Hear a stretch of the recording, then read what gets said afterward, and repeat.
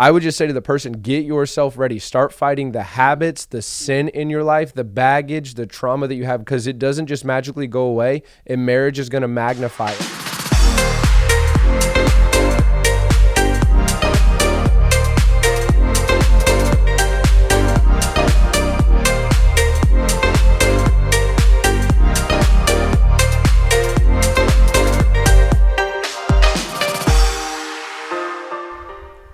Hey, what's up, everybody? Welcome back to this edition of Creating the Future. I'm so excited to be with you today because we've been in this series talking about marriages and kind of learning from marriages, even pre-marriage. Early on is where we are today. Then we're going to look at a little bit further on in the marriage story, and then even going all the way over 50 years as we wrap up this series. And today I have Pastor Jonny and Vanessa Turpin with us. Super excited for them to be with us on this podcast today. And they have been married. I just learned. We're the 50-year couple. Yeah, 50 years, right? You're not even close to 50 years old. You guys have been married 4 years in next week from the time of this recording, right? So 4 years, you guys got married in February because love month, right? Yeah, absolutely. Beyonce said, if you like it, put a ring on it. And I took my shot. So he did 4 years on the 4th. So. Yes. Awesome. Exciting. February 4th is 4 years for them. Super, super excited. So if you guys love this podcast today, make sure you like and subscribe. And we're going to jump into some marriage talk for sort of newlyweds and people who are new to the marriage story. So let's ask some questions and see some good answers from this amazing couple. All right. What has been the biggest surprise about married life compared to what you expected? Well, I think first and foremost, when we were long distance for a very long time, like 2 years before we got married. She was in South Florida. I was in Inglewood, Florida. And, you know, before you get married, you hear a lot of people say that your life is going to end, that it's over. I know that sounds silly, but you hear that enough. Yeah, the ball and chain references and all these things. When we got married, it was just so nice to be in the same town with friends, to be able to hang out every day. I know that brings its own complexities because now you're bringing two cultures and you figure out things that annoy each other. But for me, the first little bit was definitely just a honeymoon stage of getting to know one another and get to hang out and to realize more of what you like, what you do, and all of that. So my first expectation was it was way better than what people in the church and all around said that it would be. Right. Was that like a thing, like people in the church saying that too? Yeah, absolutely. That's crazy. So there's actually a book that was just written, and I do not remember the author off the top of my head, but he did a study on happiness. Mm-hmm. And this is quite funny for the world that we live in right now, but the number one component for people to be happy as Americans is to get married. Wow. Isn't that crazy? Yeah, that is. Like the world seems to say the exact opposite most of the time. But if you want to be happy, get married. The freedom that, not being, married creates is not necessarily creating happiness. Now, it doesn't mean if you're listening to this and you're not married, something's wrong with you and you can't be happy. But I just found that to be interesting because it's so different. Absolutely. Yeah. Do you have anything you want to add or no? Yeah, I definitely thought that, again, just to go off of what you said, people have a lot of different opinions of what marriage will look like. And then for me, you have your bridal shower and you have the little advice card and it's like, what's the one advice and all these little things. And so you kind of go in thinking that I had an idea that it was going to be a routine schedule right off the bat and we're going to get it. And I think that the first couple of months, we were just getting to know each other on a deeper level, especially coming off of long distance where we didn't see each other regularly.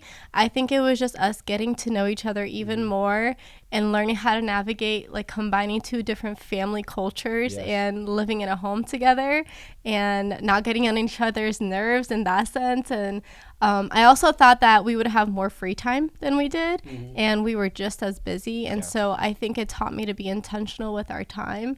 But really, it was better than I could have imagined. That was the main thing. Getting married and living together and starting marriage was great. I know a lot of people say that the first year is the toughest year. And I do agree that there's a lot of learning that's involved in the first couple of years. But at the same time, it was just so much fun to do life with your best friend. Yeah. And so it was, in some ways, it was greater than I could have expected. When she moved in, we had like no couch. I had all plastic. Whereas a bachelor pad, all of that was gone within like the first few months of her there. She changed everything and made it better. I still argue that paper plates and all that are way better than Agree. You can just throw them away. Pretty. You know the guys all agree. Write in the comments, paper plates are better. Yeah, they're not as homey. Women complain about the dishes and stuff. And it's like, you don't have to worry about the dishes. We can just take out the garbage. Yeah, I agree. Yeah. All right. So you're talking about getting ready for marriage. What was your marriage preparation like? I know at Arise, we we tend to not marry people unless they've had pre-marriage counseling. What was your preparation for marriage like, and what do you think helped you the most? Like if you were talking to a couple that's about to get married, what would you recommend in their case? Yeah, first and foremost, you have to get ready yourself. For me, God wrecked my life February 19th, 2017. Vanessa, I mean, thank God, you have the most beautiful and perfect testimony ever, is that you just stayed in church and trusted God. I was the idiot that was a prodigal. And so in that time, I needed accountability. I went to counseling.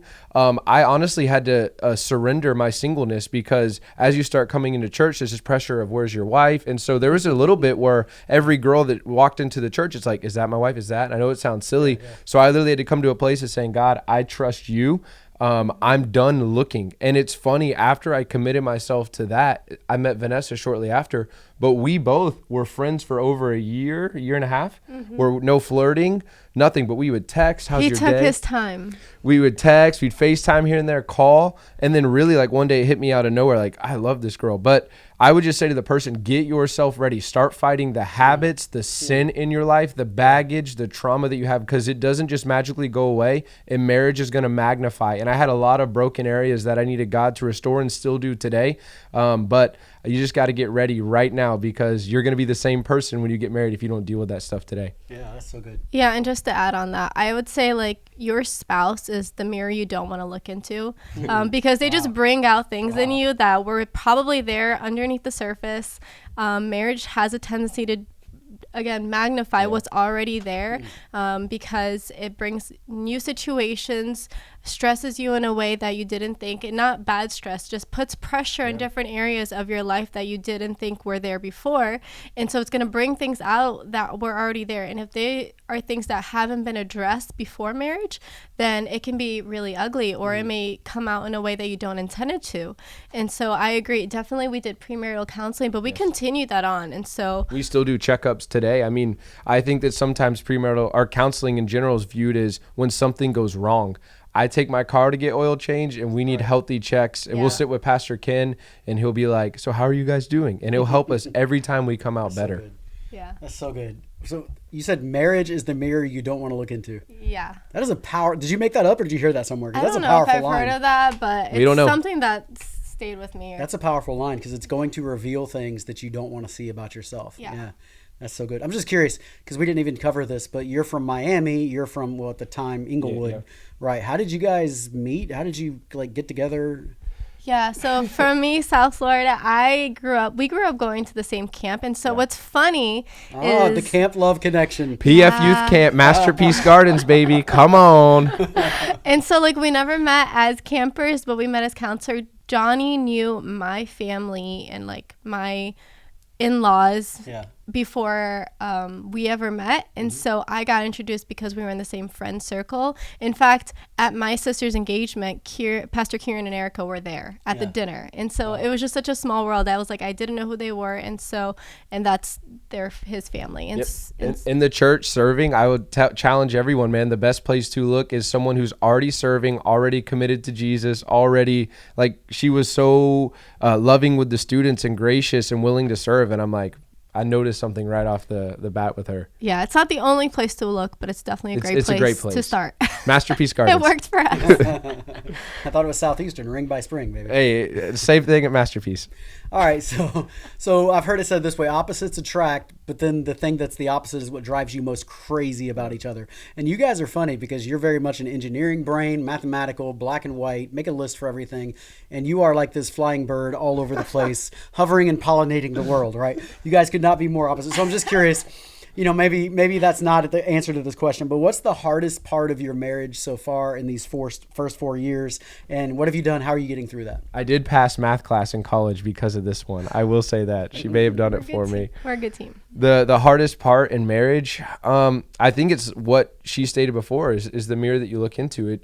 I realized when we got married, there was a part of myself I haven't died to, because I'm so used to my way, what I want to do. I could chill on the couch beforehand. I could go. Right. And now there's this call to serve, to lead, to love, to be patient, to be kind.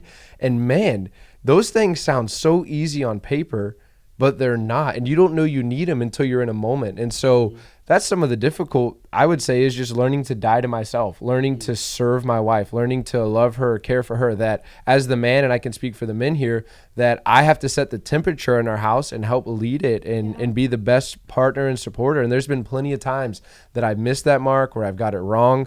But that's been some of the hardest things. And then personally, coming from that life of where I was in sin and wildness, and just having to learning how to let someone love me. Because sometimes I see myself through shame from the stuff that I've done and the things that have happened to me. And sometimes it's easy to put that guard up, because I used to believe this lie that if someone saw the real me, that they wouldn't love me. And I couldn't stand that rejection. So having a best friend that I've got to grow with and love with, and now her seeing the real me and it being okay, that's been some of the greatest things. That's awesome. Yeah, and then I would say, to add to that, marriage has taught me how to be selfless in a way I've never had before. And then parenting taught me how to sacrifice like never before.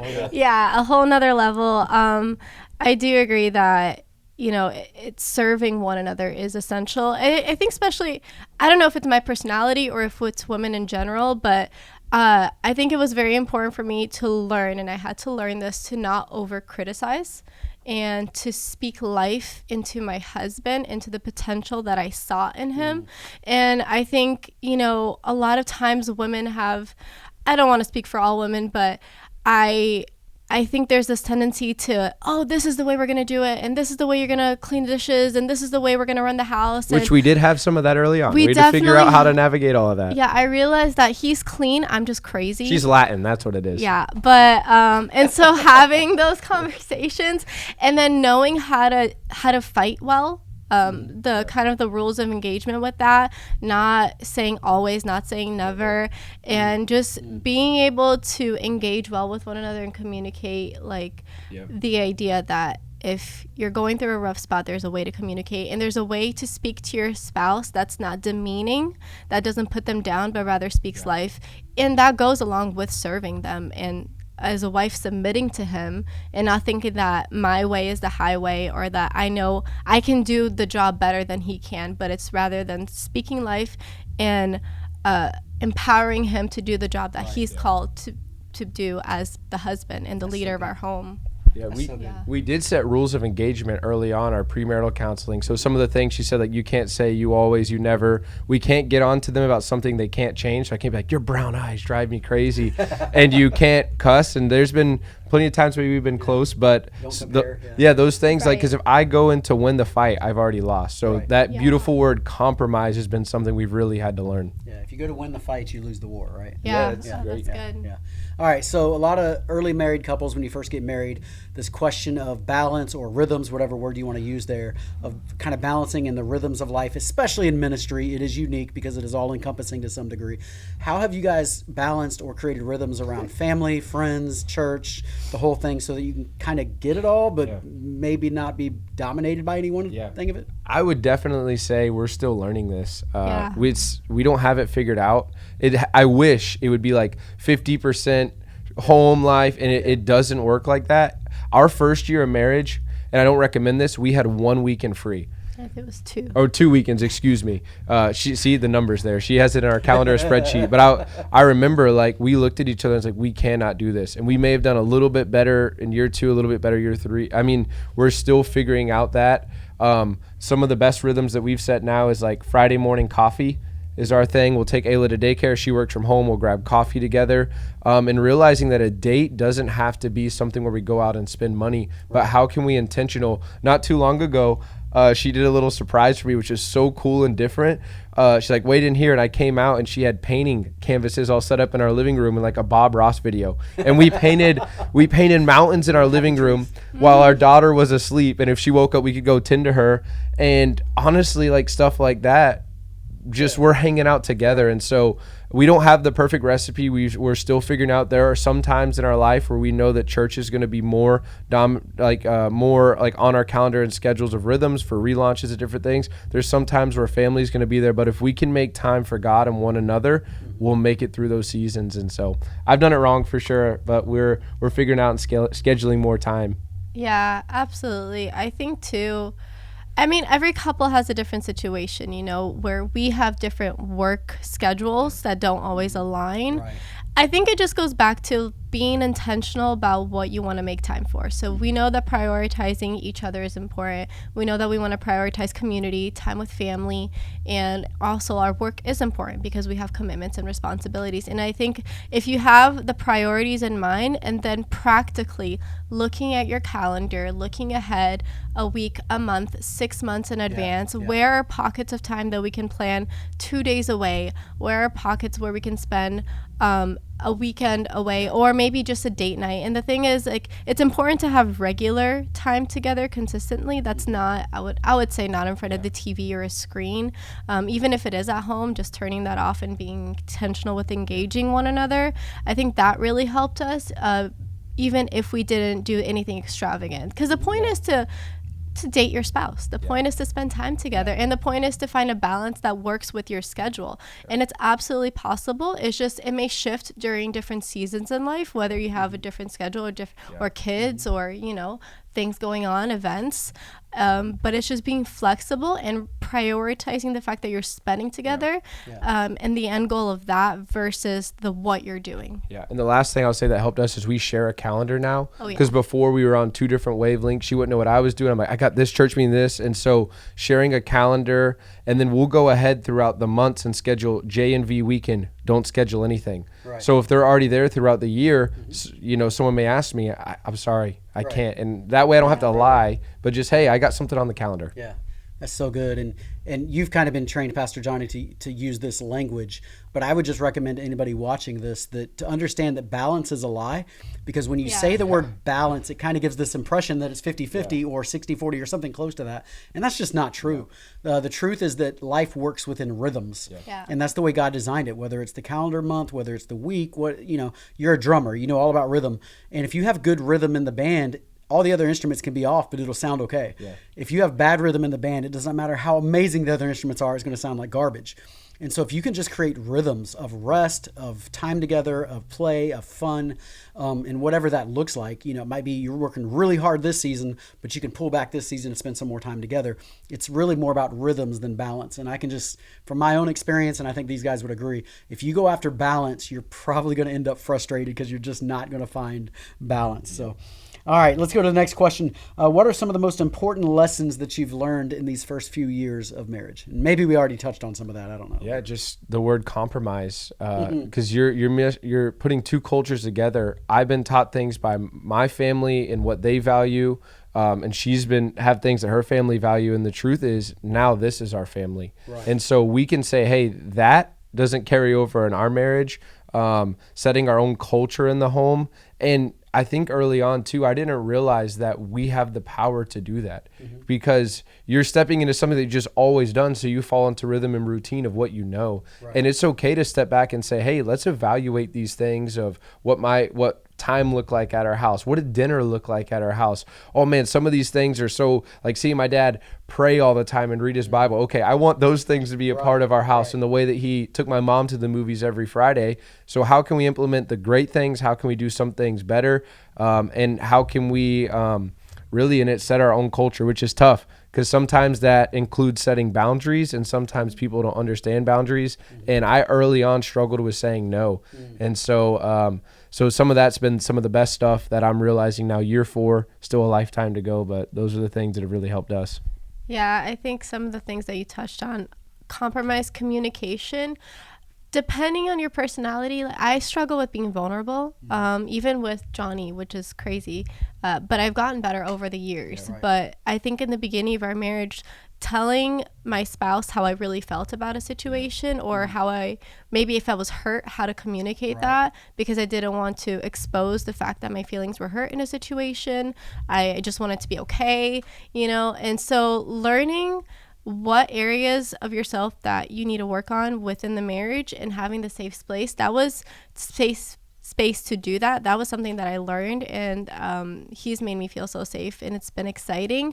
I think allowing each other to learn and grow as the years go by, that's been a lesson that I've learned, and just again, just speaking life over each other. And not staying mad. We've had times where we sit down at the dinner table and be like, okay, let's figure out a healthy resolve. Let's figure out a healthy compromise that we can do. And we can't get up from the table until we figure this out, because I mean, life is way too short for us to be fighting. This is my best friend. This is my wife. Yeah. But there are sometimes we have to talk about real things. Compromise is only a negative if you end on a bad note. And so we can have a great compromise that makes us, our conflict, that makes us better in our marriage, better as parenting, better as friends. And then we've gotten stronger in our relationship. A lot of the hard times actually have made us better and made us figure each other out, even if we've been forced to. So. Yeah. It's been great. Yeah, my mind goes to that Office episode. Is it win, lose, lose, win, win? And he's like, win, win, win, or whatever. Yeah, this is what we want right here. We're going to win, win, win. Yeah, I think that's the way it has to be. And you guys are such a good example of this, because you kind of have a Brazilian Portuguese family from Miami and a white redneck from Inglewood, who's a little bit of a beach guy too because of Inglewood. And then mixing those two cultures together, because we all have assumptions. And like when I do premarriage counseling, this is a big emphasis, because you almost never know what assumptions you have until the moment that they are not met. Yeah. Right. So the assumption is, in my house, my mom washed the dishes, and in your house, the husband washed the dishes, and it's like you both just assume that. And until it's not met, you don't even realize it's there. Yeah. And so I think premarriage counseling is so good, because sometimes it can help you realize those assumptions before it even comes up. It just gives you tools. It's not going to solve everything, but if you can learn to talk, that's the key in a relationship. The tool they told us is just keep communicating. Yeah. When it felt bad, when it felt like it wasn't going anywhere, when it felt frustrating, keep talking. And I'm not like, how you talk matters. So if you're screaming at them, that's not what I'd say, but like where you're really trying to find a resolve and where you're humbly approaching one another, that was one of the greatest tools that they gave us, because no matter what they say, you're going to have conflict. It's two people. You have conflict with everything in life. And so that's been something cool they told us. Just keep talking. Yeah, and just to add to that, timing also matters. I typically handle the budget spreadsheet in our home, and so I would get home from work and we would finish doing the dishes, all this, and it'd be like 10:30 at night. I'm like, hey, do you want to talk about our money? He'd be like, I want to go to sleep. I'm in early bed, right? Yeah, and so having conversations where you're both engaged and energized and being able to emotionally connect, especially if it's a topic, like a heavy topic, I think is important to just make sure your timing and your tone, they both matter. That's so important. I've literally had doctoral classes on teamwork and how to build a team. And one of the surprising things about team is how much conflict is necessary for a team. Like if you don't have conflict, you will not have a healthy team. Yep. It's not just like something you have to get through. It's actually a good thing. Yep. It's necessary. And if you do it well, it actually builds a team together, and marriage is the ultimate team. Yep. All right, one last question and we'll wrap up with this. Tell me, if you were sitting with, some newlywed couple, they've been together, 3 months, 6 months marriage, and you're giving them advice as a couple that's a few years down the head of them, what would you say to them? I would say have fun first and foremost. I think people can look at marriage as a drag, or like marriage is not the destination, it's the beginning. And so like early on in those couple months, like setting the cultures and the things that you want to do and having fun in that. But at the same time, man, get grounded in a church and community. We desperately need people around us, and I'm thankful for the people like Pastor Kieran, who's my brother-in-law, and family, and my brothers and your sisters. Like, we have such a great team around us, to where when we've gone through things, because we have, and the chances are when you're married, it's not if, it's when you're going to go through something, and the voices you have in your ear that can correct, challenge, and affirm your marriage. Because if you go to people that are saying, you know what, you need to just give her the attitude and she doesn't deserve that. Yeah, if you listen to that long enough, you're going to believe it, and then you can give up or hurt your spouse, which is the greatest blessing ever. So I've had my boys and friends and pastors that have looked me in the face and say, you're wrong, go make it right. And you need that. You need healthy community. So I'd say get couples around you that are beyond you, like Brian Snyder and Melody. We've got to hang out with them, and I remember I'm just serving myself dinner. He's like, that's for your wife, right? And I'm like, yeah, it is. But those moments are so great. Seeing couples that get out at church and I see them open the door, it just reminds me to serve love. When your wife walks in the room, you stop everything and walk up and give her affection. Like, I need to see that and be reminded. So you need people that are beyond you, people that are beside you, and so get community around you that can help you. That's so good. Yeah, I think a leadership principle that we were taught and that we taught in youth was that a lot lot more is caught than taught. And so watching other couples that you can look up to and seeing how they do life is so helpful, because you learn all the little things that you don't think to look at. Just like how Jonny was mentioning, I think continuing conversations and communication and being open with, the things that are going on in your mind is essential. I think have fun. One thing I will say is, if you are in public, and I see this a lot, I feel like it's common, and it's maybe not in the church, but out of the church, I don't know, but don't criticize or dishonor your spouse, especially when they're not in the same room with you. There's a difference between poking fun, you're like, oh, this and that, but there's also a difference between doing that and dishonoring your spouse, and like, my husband never does the trash, or Especially doesn't with help family too. Especially around that. This is your teammate. This is the person you're doing life. When you go out, you are representing each other, even if you're not together in the same room. And so your words have power. Your words have power of life and death. That's a biblical principle. And so don't forget that your words have more power than you probably think. And so that all goes into play as well. And be fruitful and multiply. Amen. Hey, let me throw one more thing out to all the newlywed couples who are watching, and that's this. I would highly recommend that you find a marriage mentor type marriage. So say somebody that's been married for 20 years or 10 years or beyond, that can kind of just coach you and be with you, and maybe you go to dinner with them every once in a while and just ask them questions and let them speak into your marriage. Find somebody, look around at the marriages that you surround yourself with and be like, all right, I want a marriage like that person right there. Yeah. And then buy them dinner, whatever it takes, go out with them and just hang out and be like, tell me, how have you made this work? What questions or what things have gone on in your marriage that you've struggled with? How did you get through it? And ask them your own questions. I think that's incredibly powerful and simple. And I think it's a beautiful thing on both sides to be able to be a part of something like that. Yeah. So Pastor Jonny, Vanessa, thank you guys so much for being on the podcast. I hope you guys have enjoyed this podcast today. If you haven't done it yet, make sure you make sure you subscribe, and maybe there's somebody that you want to send this podcast to. Maybe there's somebody who's about to get married or just got married, and maybe this will have some beneficial tidbits for them, and so make sure that you send that to them. But until next week, God bless you guys. Look forward to seeing you next week.